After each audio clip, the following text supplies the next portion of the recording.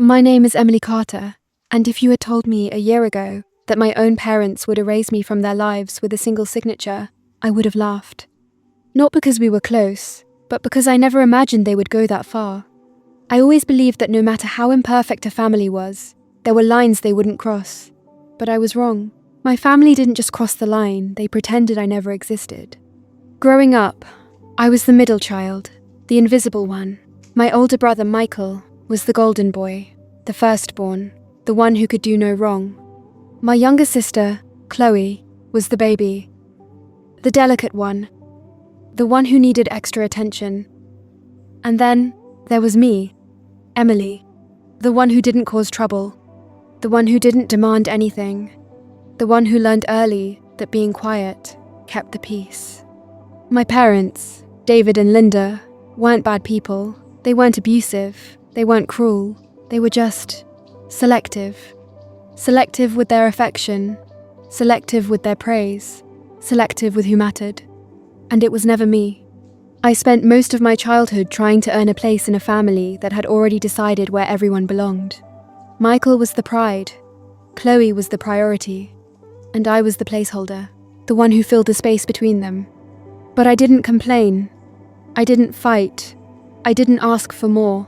I thought that if I stayed helpful, stayed quiet, stayed useful, maybe one day they would look at me the way they looked at my siblings.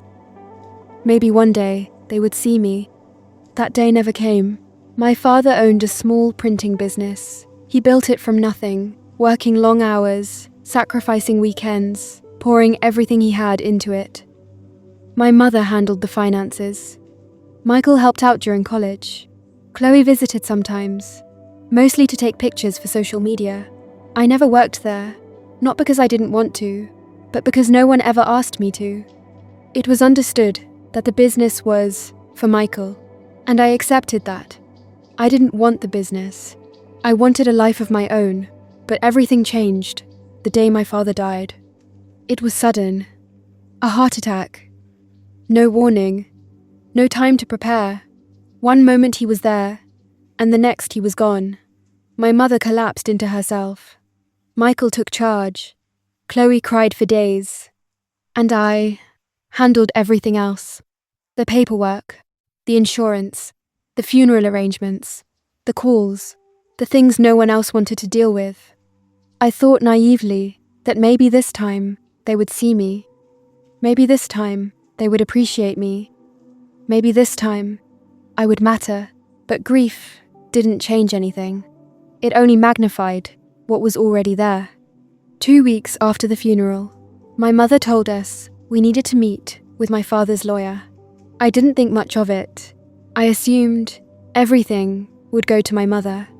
Maybe some sentimental items would be divided among us. I wasn't expecting anything. I wasn't hoping for anything. I just wanted closure. But when we sat in that cold office, with the lawyer's serious eyes scanning the papers, I felt something shift in the air. Something heavy. Something wrong. The lawyer cleared his throat. "Your father updated his will last year," he said. "And he made some specific decisions." My mother nodded confidently. Michael leaned back in his chair. Chloe twirled her hair, bored. And I sat there, hands folded, heart pounding for reasons I couldn't explain. The lawyer continued reading. "To my son, Michael Carter, I leave the business and all associated assets." Michael smirked. "Of course. To my daughter, Chloe Carter, I leave the lake house and the savings account attached to it." Chloe gasped dramatically. She had always loved that house. Then the lawyer paused. A long pause. A pause that made my stomach twist. "And to my daughter, Emily Carter." Everyone turned to look at me. My mother, my siblings, the lawyer. I felt the world slow down. I leave. Another pause. A longer one. Nothing. The room went silent. Completely silent. I felt my ears ringing, my chest tightening, my hands trembling. Nothing. Nothing. Not a letter. Not a sentimental item. Not a memory. Not a single acknowledgement that I existed. My mother didn't look surprised. That hurt more than the words themselves. Michael looked uncomfortable for a moment, then shrugged. Chloe didn't even look at me. I swallowed hard, forcing myself to breathe. There must be a mistake, I whispered. The lawyer shook his head gently. I'm afraid not. This is your father's final signed version. My mother finally spoke. Emily, your father had his reasons. Her tone was cold, final, dismissive, as if I should accept it and move on. I felt something inside me crack, not break crack, a small fracture that would only grow deeper with time. I stood up slowly. I need some air.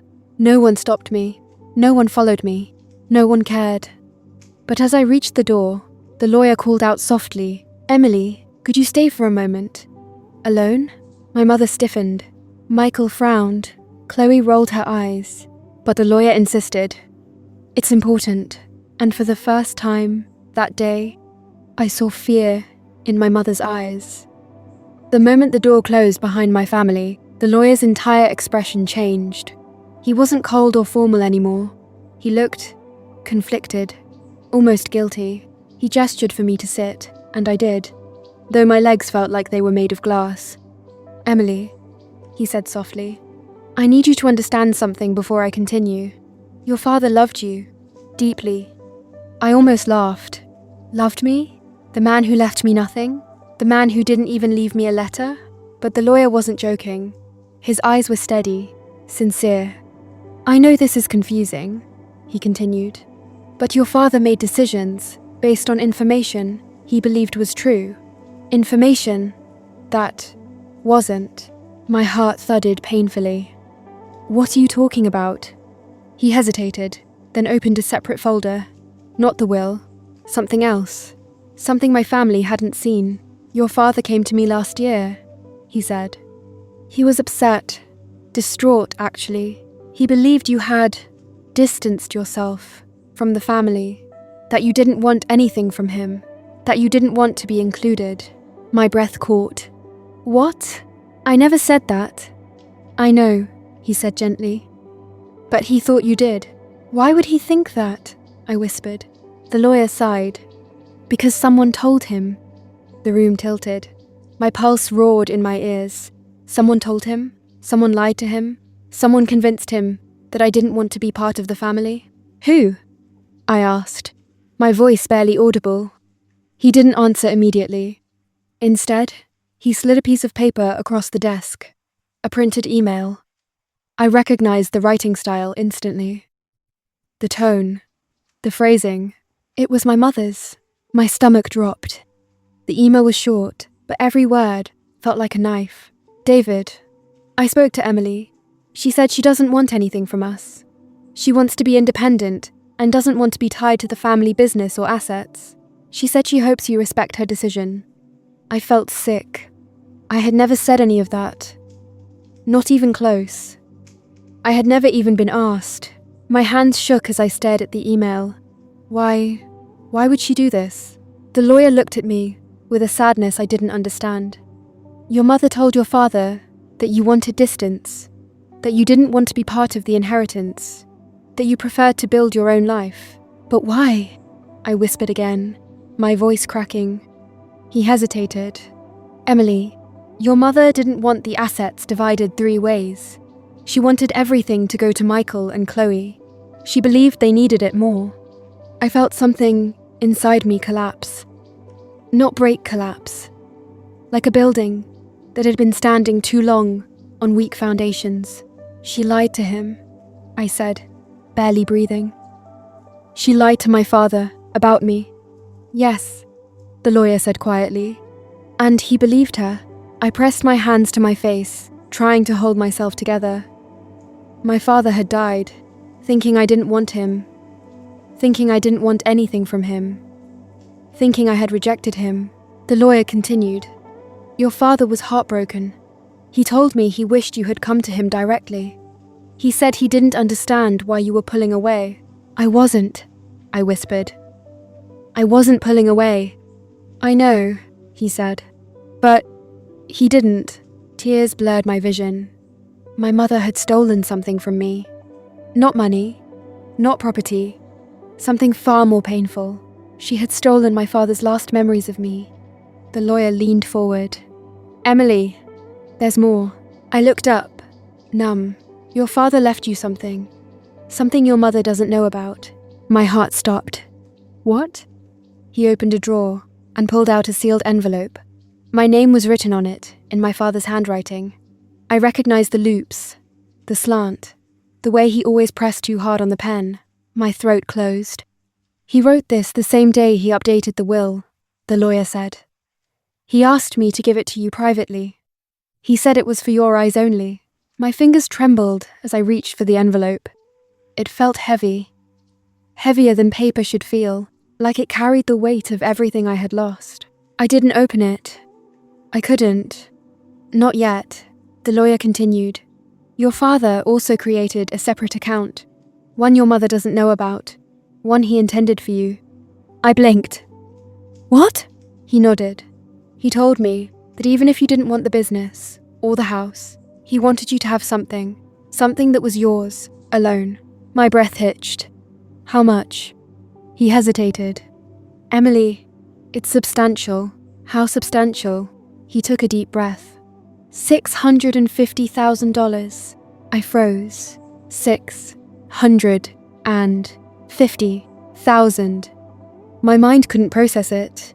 My father had left me more than he left anyone else. He had trusted me more than anyone else. He had loved me more than I ever realized. And my mother had tried to erase me. The lawyer lowered his voice. Your father told me he didn't want your siblings to know. He said he wanted you to have a chance to build a life without interference. I stared at him, stunned. He really said that? Yes, he said softly. He said you were the only one who never asked for anything. And that's why he wanted you to have something of your own. My chest tightened. My father had seen me. He had always seen me. And I never knew. The lawyer leaned back. Emily, you need to be careful. If your mother finds out about this account, she will try to take it. She will try to manipulate you. She will try to guilt you. I swallowed hard. She already has. He nodded. Then you understand. I looked down at the envelope in my hands. My father's last words to me. Words he never got to say. Words he thought I didn't want to hear. I stood slowly. Thank you, I whispered. He nodded. Emily, whatever happens next, remember this. Your father loved you. Don't let anyone rewrite that. I walked out of the office, with the envelope pressed to my chest. My mother and siblings were waiting in the hallway, annoyed, impatient, uninterested. But for the first time in my life, I wasn't afraid of them. I wasn't invisible. I wasn't nothing. I had the truth, and I had a choice. When I stepped out of the lawyer's office, the air felt different, sharper, colder, like the world had shifted a few inches to the left, and I was the only one who noticed. My mother looked irritated, tapping her foot, like I had inconvenienced her. Michael looked bored. Chloe was scrolling through her phone. No one asked what the lawyer wanted. No one asked if I was okay. No one cared. And for the first time in my life, I didn't care that they didn't care. I walked past them without a word. My mother called after me. Emily, we're going to lunch. Let's go. I didn't even turn around. I'm not coming. Her voice sharpened. Don't be dramatic. I kept walking. I heard Michael mutter, just let her go. And Chloe laughed softly. She's always been sensitive. Sensitive, invisible, unwanted. They could call me whatever they wanted. I had the truth now, and the truth was louder than their voices. When I got to my car, I sat inside and stared at the envelope in my hands. My father's handwriting, my name, his last words to me.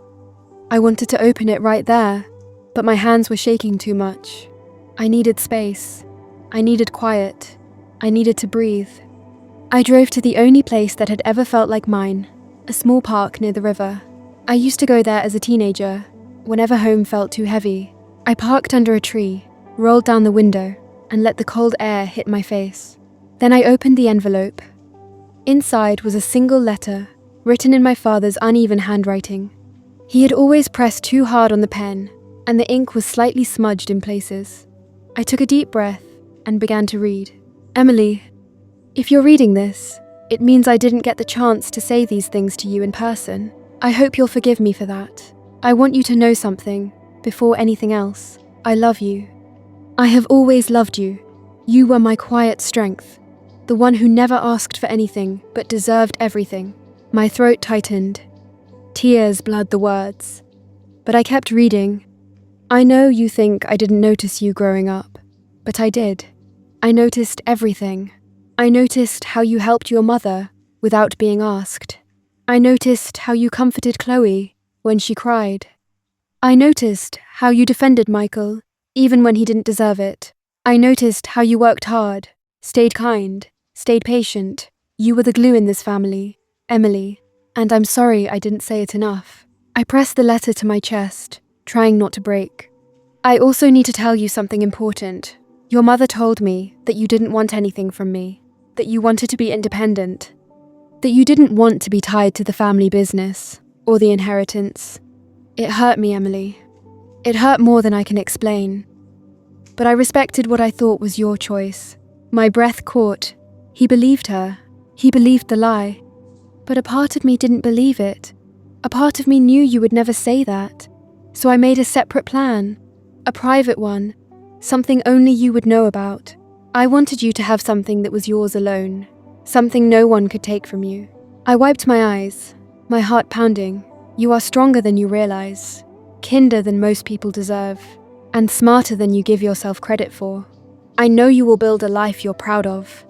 I know you will rise above everything that tries to break you, and I want you to have the means to do that. I felt my chest tighten painfully. Emily, please don't let anyone make you feel small. Not your mother. Not your siblings. Not anyone. You are worth more than they ever allowed you to believe. And I hope, wherever I am, that you can feel how proud I am of you. The last line shattered me completely. I love you, my daughter. Always. Dad. I folded the letter carefully, holding it like something sacred. Because it was. It was the truth. The truth my mother tried to bury. The truth my father never got to tell me. The truth that finally made me see myself clearly. I wasn't invisible. I wasn't unwanted. I wasn't nothing. I was loved. I was chosen. I was seen. And now, I had a decision to make. I could walk away quietly, like I always had. Or I could finally stand up for myself. I didn't know what I was going to do yet, but I knew one thing for certain.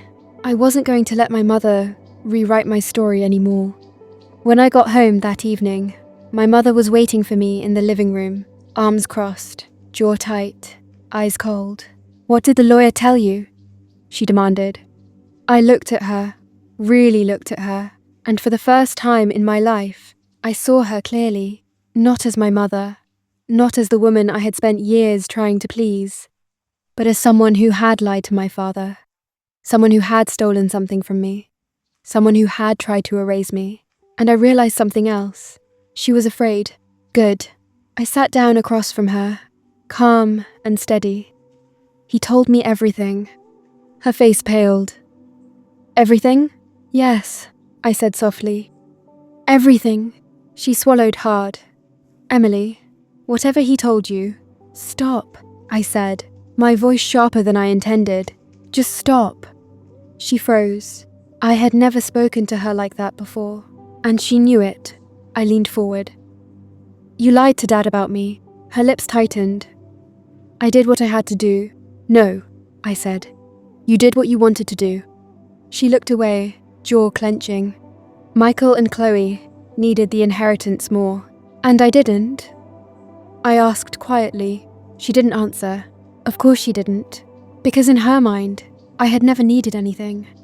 I had never deserved anything, but that was about to change. My mother's silence told me everything I needed to know. She didn't regret what she'd done. She didn't feel guilty. She didn't even look ashamed. She looked annoyed. Annoyed that I had found out. Annoyed that the lie she built so carefully had finally cracked. I sat back, studying her. You told Dad I didn't want anything from him. She lifted her chin. You've always been independent. You never needed the business. You never needed the lake house. You never needed. I never needed? I cut in. Or you never wanted me to have anything? Her jaw tightened. Don't twist this, Emily. I'm not twisting anything, I said quietly. I'm finally seeing it. She stood abruptly, pacing the room. Michael has responsibilities. He has a family to support. Chloe is still figuring out her life. They needed the inheritance, and I didn't. I asked again, softer this time. She didn't answer. I realized then that she had never seen me as someone who needed support.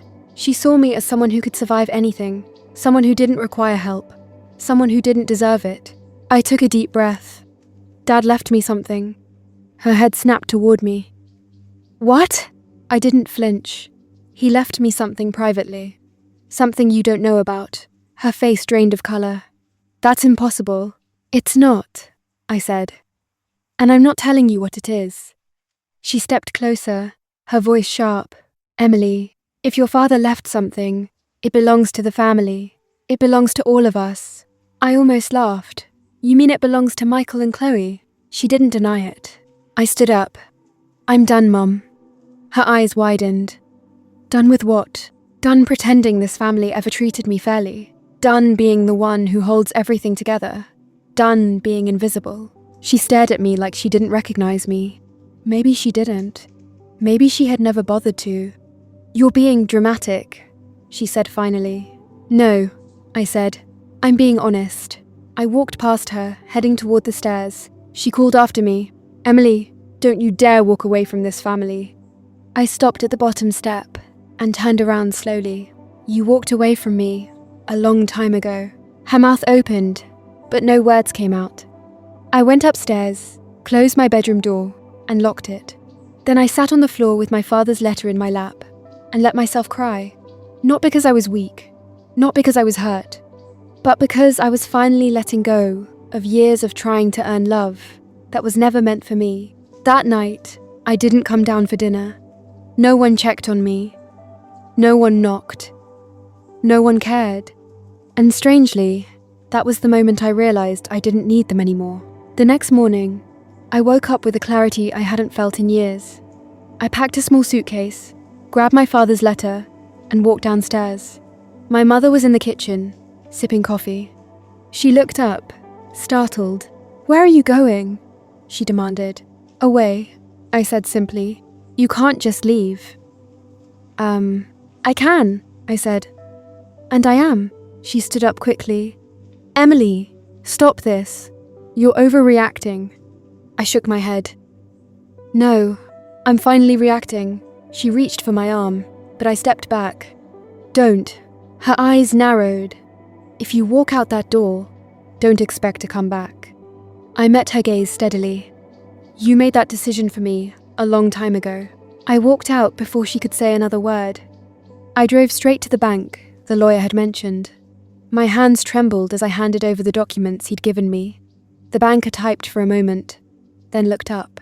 Yes, Miss Carter. The account is active. Would you like to see the balance? I nodded. She turned the screen toward me. $650,000. Seeing the number made everything real. My father had trusted me. He had believed in me. He had loved me enough to protect me even when he thought I didn't want anything from him. I felt tears sting my eyes, but this time they weren't from pain. They were from gratitude. The banker smiled gently. Would you like to transfer it? Withdraw? Set up a plan? I took a deep breath. I'd like to open a new account. In my name only. Of course. As she typed, I felt something inside me shift. For the first time in my life, I wasn't the forgotten daughter. I wasn't the invisible one.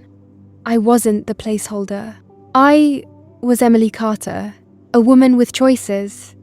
A woman with a future. A woman who finally understood her worth. When I left the bank, I didn't go back home. I didn't call my mother. I didn't explain myself. I owed them nothing. Instead, I drove to a small apartment complex on the edge of town. I had seen a for rent sign there weeks ago. I parked, walked inside, and asked the manager if the unit was still available. "It is," he said. "Do you want to see it?" "Yes," I said. "I do." The apartment was small, but bright, clean, quiet, peaceful. It felt like a place where I could breathe, a place where I could start over, a place where I could finally be myself. "I'll take it," I said. The manager blinked. "Just like that? Just like that?" I signed the lease that afternoon. When I walked into my new apartment for the first time, carrying nothing but a suitcase and my father's letter, I felt something I hadn't felt in years. Freedom. I sat on the floor, leaning against the wall, and whispered, "Thank you, Dad." Because he had given me more than money. He had given me a way out. He had given me a chance to build a life that was mine, and I wasn't going to waste it. The first night in my new apartment felt strange, quiet, too quiet. I sat on the floor with a cheap lamp beside me, my suitcase still unopened, and my father's letter resting on my lap. For the first time in my life, I wasn't surrounded by people who ignored me. I wasn't walking on eggshells. I wasn't trying to earn anyone's approval. I was alone, but I wasn't lonely. I felt something I had never felt before. Peace. I spent the next few days settling in. I bought a mattress, a small table, a few dishes. Nothing fancy, nothing expensive. Just enough to make the place feel like mine. I found a job at a local bookstore. Something simple and quiet. Something that gave me time to think. And I thought a lot. About my father. About the letter. About the life I had left behind. About the life I was building now. I didn't contact my family. And they didn't contact me. Not for a week. Not for 2. Not for 3. It was almost impressive how quickly they adjusted to my absence. But I didn't let it bother me. I had expected it. I had lived with their indifference my whole life. This time, it didn't hurt. This time, it felt like freedom. But everything changed one afternoon, when my phone rang. I didn't recognize the number, but something in my chest tightened. I answered. Anyway. "Emily?" a voice said, shaky and familiar. It was Chloe. I closed my eyes. "What do you want?" She sniffed, like she had been crying. "Mum told us what happened. About the will, about you leaving, about everything." I didn't respond. She continued. "She didn't tell us the truth. Not all of it. Michael and I, we found out." My stomach tightened. "Found out what?" There was a long pause. "We found the email she sent Dad. The one where she lied about you." I felt my breath catch. "She told us you didn't want anything, that you didn't want to be part of the family. She said you told her that, but we know now that you didn't." I swallowed hard. "How did you find it?" "Michael was going through Dad's old computer," she said. "He found the drafts folder. The email was there. Mum never deleted it. I didn't know what to say." Chloe's voice cracked. "Emily, we're sorry. We didn't know. We believed her. We shouldn't have. But we did." I leaned against the wall, closing my eyes. "It doesn't change anything." "I know," she whispered. "But we wanted you to know that we're not angry at you. We're angry at her." I didn't respond. She continued. "Michael confronted her. It got ugly. She said she did it for us, that you didn't need anything, that you were always fine, that you were stronger than us." I let out a bitter laugh. "Stronger doesn't mean less deserving." "I know," she said softly. "We know that now." There was a long silence. Then she asked, "Can we see you?" I hesitated. Part of me wanted to say no. Part of me wanted to protect the peace I had finally found. But another part of me, the part that still cared, still hoped, whispered yes. "Okay," I said quietly. "You can come." They arrived an hour later. Michael looked exhausted. Chloe looked broken. And for the first time in my life, they looked at me like I mattered. Michael spoke first. "Emily, I'm sorry." I nodded. "I know." He swallowed hard. "Mum shouldn't have done what she did. And we shouldn't have believed her. We should have talked to you. We should have asked. Chloe wiped her eyes. We should have been better sisters. Better siblings. I didn't say anything. I didn't need to. They knew. Michael took a deep breath. We're not here to ask for anything. We're not here to fix everything overnight. We want you to know that we're on your side now. I looked at them, really looked at them, and for the first time, I saw something I had never seen before. Regret, understanding, love, maybe not perfect love, maybe not enough to erase the past, but enough to start something new. I nodded slowly. Thank you. We talked for hours. About Dad. About the lies. About the years we lost. About the years we still had. It wasn't perfect. It wasn't easy. But it was real. When they left, Michael hugged me tightly. Don't disappear again, he said. I won't, I whispered. Chloe hugged me too. We love you, Emily. I felt tears sting my eyes. I love you too. After they left, I sat alone in my apartment, holding my father's letter. I read it again, letting every word sink into the cracks inside me, and for the first time in my life, I felt whole. I looked out the window at the quiet street below and whispered, I'm okay, Dad. I'm really okay. Then I turned to the camera, to the people listening to my story, and spoke from the heart. Sometimes the people who are supposed to love you the most are the ones who hurt you the deepest. Sometimes the family you're born into isn't the family that lifts you up. But healing doesn't come from their apology. Healing comes from choosing yourself, from walking away when staying hurts more than leaving, from building a life that feels like yours. If this story touched your heart, make sure you subscribe so you never miss another one.